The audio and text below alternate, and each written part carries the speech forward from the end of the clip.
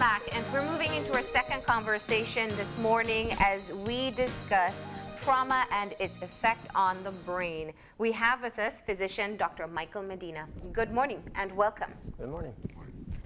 So, I want to start off with just what a definition of trauma is. Yeah. We know what physical trauma is, or I would assume, but what is the difference? Okay, and if you want to put everything, whether it's sexual trauma, physical, verbal, emotional, I think could synthesize it in one thing. It's being out of control. In a situation where you're out of control. Mm-hmm. That is what makes trauma real in the brain. If the person always had a sense of control, trauma will not develop, no matter how bad things got. Okay? And these have been done in experiments with mouses. A mouse that has control over whether, they did an experiment with 2 different mice, right? In 2 different cages. Both of the rats, they were getting electroshocks. But one of the rats when it pressed a button, got the food, got the electroshock. And the other one was getting randomly. Whenever this rat presses a button, the other one's getting the shock too. Mm-hmm. But for rat B, no food. There was food, but he was getting randomly these shocks. Mm-hmm. But rat A always had control. He knew it was coming. So the rat A never developed trauma, and the rat B developed trauma. So we see that unpredictability and being in a sense of out of control completely. So somebody is taking control of you. That's what makes trauma in the case of sexual trauma, where somebody is overpowering you and you lost all sense of control. I'm curious to see, how did the trauma manifest itself in a rat? Well, they're mammalians, so they share. What did they do? Did they tremble? Did they act? Usually they will, what they did is, the rat that was traumatized, they opened the cage and the rat was paralyzed. One of the reactions common in trauma first is being paralyzed. And we see that in sexual abuse victims where they paralyze and they focus usually in something or like an object and they're gone. It's like that's what it's called dissociation. So that's part of one of the mechanisms how humans and animals deal with trauma is dissociating from the experience. Well, when you don't have the physical trauma, there's no am I right to say that there's no structural change in the formation of the brain? Yes, depends on what age. Okay. So if we're talking about childhood trauma, in the case of sexual trauma, repeatedly, it will create changes in the brain. As maybe with somebody who never got any trauma and maybe the sexual trauma was as an adult, maybe she's being 25, but she has no previous history of trauma, it will be completely different.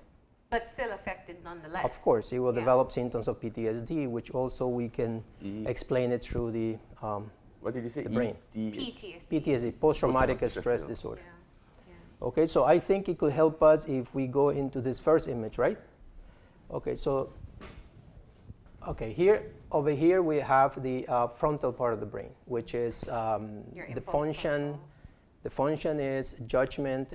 We make rational decisions. Here in the middle, what is called the limbic system, this is where emotions are. This is what we share with other mammals, right? The limbic system. And then on the back here, this is more of the reptilian brain, which is in charge of, heartbeat and breathing. It's automatic, right? Things we don't think about. Correct. So these are 3 areas of the brain, right? So it's important to understand trauma is to understand the relationship between the limbic system, the emotional brain here, and the prefrontal cortex, which is in charge of decision-making, judgment. Mm-hmm. Okay? So now in the limbic system, we have a structure called the amygdala. This is where emotional memory is. So this is like the alarm system. Whenever there is a sense of threat, this amygdala will light up, and it will tell us you're in danger, right? So normally this amygdala is, the function of this is just to tell us when there's real danger. Right? But in a person that has been traumatized since childhood, imagine this amygdala being overstimulated. So this child, as it grows up, is going to see threat everywhere. Because now this one is overreactive, and the prefrontal cortex is underdeveloped. And that's why you see a lot of people that have been traumatized as children, they can't make good judgments. they engage into behaviors who are self-destructive, and then we think of it and say, this person doesn't think, or right, because it has been affected. The prefrontal cortex is underdeveloped. No, I want to ask, because I think hearing what you're saying, it almost makes it seem like it would be evident to people that one has been sexually abused, but that's not quite the case. I mean, any person in this room could have been a victim of abuse, and we would not know. And in fact, you know, the level of reports that we get on sexual abuse of children, adults, it's just a fraction of what actually takes place. How is it that we don't see this trauma? We probably don't see it because we don't pay attention, but if you pay attention to people, they're going to be more tense, they're going to be more hyperactive, looking around, you know, they look anxious. If you investigate and talk to them, they're probably not able to sleep well. They probably have nightmares about the event, and so on. So it's just a matter of maybe paying attention, but it's there. You can actually tell people that have been traumatized, and they act very different. They tend to be more anxious and more defensive. I'm curious in terms of looking at the cycle of trauma, the likelihood that somebody who was traumatized themselves becomes a perpetrator of trauma themselves, sexual trauma or otherwise. Yes. Can we pinpoint the correlation between the biological reality of what's going on in their head and the likelihood of them going on to become perpetrators? Okay, this is very similar. Let's go into the most common example, which is physical punishment. If I get punished as a child, right, I probably carry a lot of shame, but one of the mechanisms we have to deal with trauma is that we normalize it. So then if I beat my child, I say, you know, I'm okay, my parents beat me and I'm a good human being, and so now I beat my children, I make it okay. So that's one of the mechanisms. So the same thing happened with sexual trauma.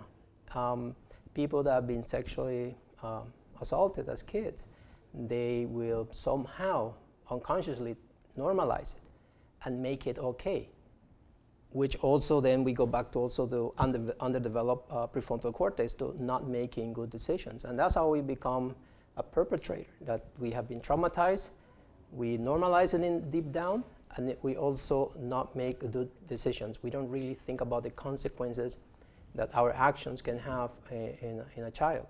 We don't think about it. But not all sexual abuse victims are perpetrators. No. No. There are two ways that can go. You become overprotective, like this happens to a lot of my clients that have been sexually abused. When they have children, they become extremely protective. And then they have the other opposite, which is the mothers who have been themselves have been sexually traumatized. They just don't care. They're careless. And then the children end up also being sexual trauma victims. Now, one of the things I want to understand, and I think this has actually been a big part of the conversation in the United States since the recent very public sexual abuse case. It's the concept of repression. You know, something happens to you, but you don't really know, or you're not really sure. Yes. But instinctively, you know. And Yes. Usually through a lot of self-discovery therapy, whatever, sometimes a trigger, then you are able to recall it. Tell me how this works in the brain. Let me tell you this from my experience with my clients, is that they know they have been somehow sexually assaulted as kids, but they're not really sure. Okay? So one of the things you have to understand is a structure named the hippocampus, here in the limbic system too. Now, this hippocampus is in charge of consolidating memory. Okay?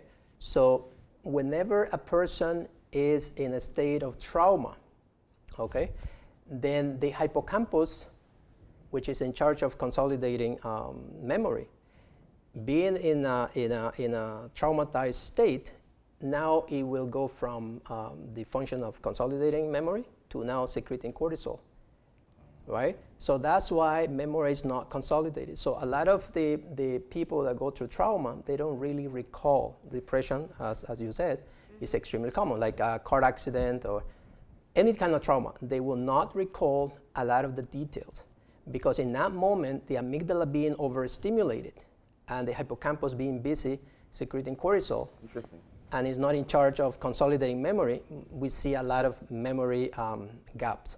So a lot of victims of sexual abuse, growing up, they got a lot of sexual abuse, they will have this kind of what we call the memory is fragmented.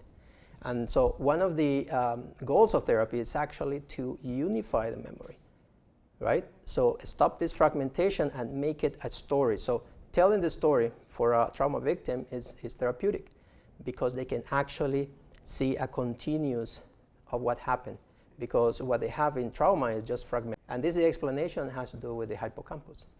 When you say fragmented, I just want to be clear. Fragmented Pieces. It doesn't mean confused though. So each of them are... They remember pieces of the trauma, Accurately but not all the trauma. They just know that something happened. They have the pieces of, let's say, like an image of maybe the stepdad coming into the room, but then they don't remember what happened exactly. So you see, they have fragments of these memories. So part of the goal in therapy is actually to make these victims to remember and give it a story instead of the fragmentation. Now, and this brings me back to one of the things that I know we've talked about with social partners so often. Sometimes children, when they disclose, can't bring out all the details, they can't articulate it. And I know one of the rule of thumbs is you always believe the child first because it's safer to believe the child first. What are some of the things, what are some of the other ways that we see manifestations of this type of trauma in the brain? Can you say it again? What are other ways that you see the manifestation of the trauma in the brain? So like it through behaviors, or you're talking about? Behaviors, yeah. Okay, usually what you would see a child being quiet. Also there is a underdevelopment of language, which is also part of the, when trauma happens, the language is not, affects development of language in the brain. So I don't know if that's what you how does were it stating. manifest? So it will manifest in language problems, learning problems, not being able to focus. And we go back again to the area of the hippocampus, and we go into the area of not developing the prefrontal cortex, right? Not being able to focus. Okay. Is this a case-by-case basis, like each victim responds differently? Yes, they could respond. And I say this has to do with how much of unpredictability happened. Let's put a case where a victim is being sexually assaulted by their biological father. Someone is supposed to protect them. So this kind of confuses the brain. It's more of a more traumatic impact because this is the person who's supposed to protect you, and he is the perpetrator. So yes, that will have more impact than maybe a cousin or a stranger or a friend of a family assaulting the child. It will be completely different. Both horrible, but just a matter of degree. Yeah, more of an impact in the brain we could see in perpetrators that are actually, the parent. My question is, because I'm looking at the end of the rainbow, but is this more social or biological, the trauma? Because to my mind, and you can correct me if I'm wrong, Doc, it probably is a little bit easier to address, to get remedies, to get treatment, to get a way of getting back to as close a semblance to wholeness as you could probably get if it affects you more deeply socially than it is biologically. Am I right? No. Okay. There's That's more of good the news. biological impact in the brain, and this is why the kids who go through, depends on how early it was. The earlier the trauma, the more changes in the brain. The more changes in the brain, now the child will have problems socializing, right? And this has been done experiments in monkeys and other animals that when they go through a trauma, they don't socialize normally. So this child will have disruptive behavior, will not be kind to others, You know, there's a lot of problems, not being able to sit, still in class. So you see a lot of behavioral problems as a manifestation of the biological, the anatomy changes in the brain. So how do you Sometimes address? they also Withdrawn. they're withdrawn or Yeah. regress, like they go back they to regress bedwetting too. behavior, Correct, or you know, phases that they've passed in their development, they step backwards. So how do we reverse or try to treat the trauma from the biological standpoint? It's the antidote. Remember that trauma is caused by unpredictability. The antidote for that is safety. So by making a victim of sexual abuse or any type of trauma, make them feel safe, believe them, then that's the first step, right? If I go and tell and report this, may say a child reporting to the mom that she was just abused sexually, and the mom snaps at her and tell I don't believe you, it re-traumatizes the brain. It causes more changes in the brain. So it makes matter worse. So believing the person, making sure that she feels safe, those are the basic. Okay, so let's go back to this. When you're not safe and you have the amygdala being overreactive, then you're going to have all of these changes from the adrenal gland secreting a lot of adrenaline, cortisol being pumped, which is the stress hormone. So the person is going to be always in hyperactivity. It's going to be defensive. The muscles are going to be very tight. You see what's happening in the brain. But everything starts from the amygdala. The amygdala is the sensor of threat. So everything starts like a cascade. So we are always in this state of stress, like we're always threatened. And you can see this in adults. They're very defensive. You tell them a compliment, that will snap at you. So you can see this overreactivity of the amygdala. And in kids, that should be doubly more dangerous because they're trying to develop some sort of understanding of the way the world works. Safety is what makes the developing brain to develop normally, right? So we really safety. We're really doing predictability. We're really doing injustice to our kids when we expose them to the level of violence that's happening in society, Yes. and probably even reporting it. And they're sitting down watching this. They probably feel the worst. You just described the worst case scenario to my mind for a kid watching the 6:30 news.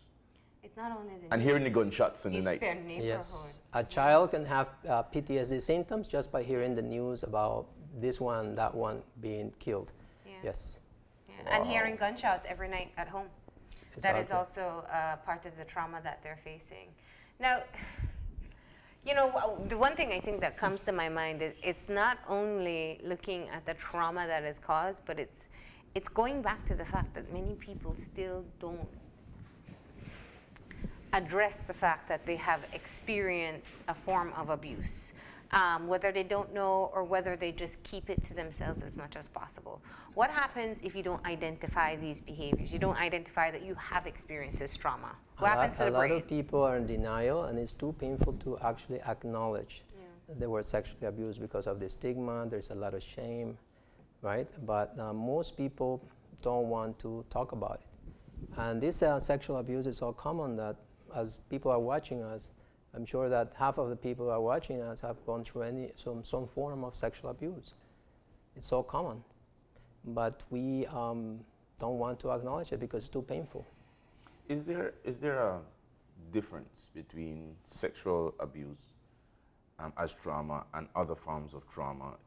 Does the kind of abuse being sexual abuse, does it have a deeper rip or a deeper impact on the way your brain deals with this trauma as opposed to maybe physical violence? I think that particularly all type of trauma has changes in the brain, but particularly where it's about sexual trauma is that more shame is developed. Now, let me walk you through a scenario. So let's say a woman that goes out with a friend, and the friend forces into her and rapes her, right? In that moment, because when the amygdala senses fear, fear response is it disables, and this is important, I don't know if I mentioned it. When the amygdala is active, it disables the frontal lobe, which is the one that makes decisions, what could I do? we are in fear response, no decision making. So let's say that she is paralyzed and the guy goes ahead and raped her.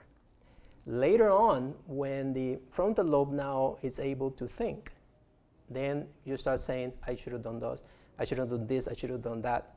And that's what shame comes in. That the person, the victim, feels guilty, that it was her that maybe led to that rape and she didn't do anything about it, right? So she doesn't understand why she was paralyzed, why she didn't do anything. But now she's thinking from the rational brain later when the amygdala cooled down. And that is not fair. Because when you are in the fear state, you're just reactive. You're not really thinking. The frontal lobe is disabled. There's no such thing as thinking when the amygdala is active. Wow. Right? That's interesting. So that's important because it brings a lot of shame and guilt to the victim of sexual abuse. So the underlying fact here is just looking, and I think a lot of times people think of the emotional reaction to sexual abuse, but what we're seeing is a biological reaction. The brain, the impact Yes. on the brain, and therefore behaviors and thought patterns subsequent to assault and abuse. Yes. So Yeah. let's say now that this person has been sexually raped, so was raped, now engages with a boyfriend that she loves, and they're going to have to have sex. Now you have to look at the triggers. Little triggers will light up the amygdala. So when the amygdala lights up, a rage can come, and I think probably a lot of viewers, women that have been sexually abused, they know what I'm talking about. That there's little triggers. Now when this amygdala lights up and then you're in rage, you're not able to intimate sexually, right? So now, because of the amygdala is up, the frontal lobe is disabled. There's no thinking, there's just reaction, there's just this rage. And they can't explain why is this. So a lot of clients that come to me is like, I don't know why I get angry so much. And this is the hyperactivity of the amygdala. And they can't seem to have this control in thinking. They don't understand that this thinking part is disabled. I want to follow up what Melanie asked, which is that is there value in being able to uncover the biological source and mechanics of the relationship between trauma and the brain? Yes. To allow us to address and solve some of the problems? Yes. What's the value? Understanding this, it will take away a lot of the guilt, the shame that a woman might feel, for instance, of overreacting, getting angry for small things. Understanding, I had a couple that she was with her partner, and then she gets angry for small things, and she felt guilty after that, after reacting. So me explaining how the brain works, she was able to take away that shame, that guilt that came for she overreacting. So she understood more of what was going in her brain, understanding what she could do, right? And also her partner understanding with amygdala light up when I explained that she's not really thinking. He has to help her to find ways to cool her down, and then when the amygdala cools down, then the person is able to think, to rationalize. So there is understanding the neuroanatomy of trauma. It's fundamental for develop treatments for sexual trauma. And this is what we've seen in the last probably 20 years. But just to add there, Doc, before you give men excuses, not all women who get angry, it's because of sexual trauma. Sometimes it's because the men are wrong. Yeah. One thing is getting angry. How you know it's from trauma? Let me tell you this little piece of information. No. When you feel the anger coming from your stomach, from the center, and you feel this anger coming from here, it's not about the situation at present. This is coming from your past. Okay, now if you get upset and say, you know what you did was wrong, then it's different. It's coming really, but when it comes from here, that's not from the present, that's from the past. When you have children, though, an adult is more able to identify emotions and identify sources and be able to rationalize the medical input that you're making to explain what the frontal cortex is and it's shutting off.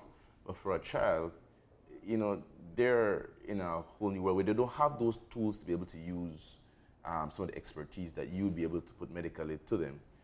How do you take this scientific truth and allow children to somehow get some sort, because I'm looking at relief. Because I don't believe, and can I say this? I was watching on Facebook the other day where somebody said, we need to pass more laws in relation to this. Laws don't stop perpetrators and will not stop. What it does, it deals with them when we catch them. And what you want is and for we it can not to skin them. happen. We want it not to happen. And when it does happen, since we can't avoid it, how do we get people better? How do we get people back to wholeness?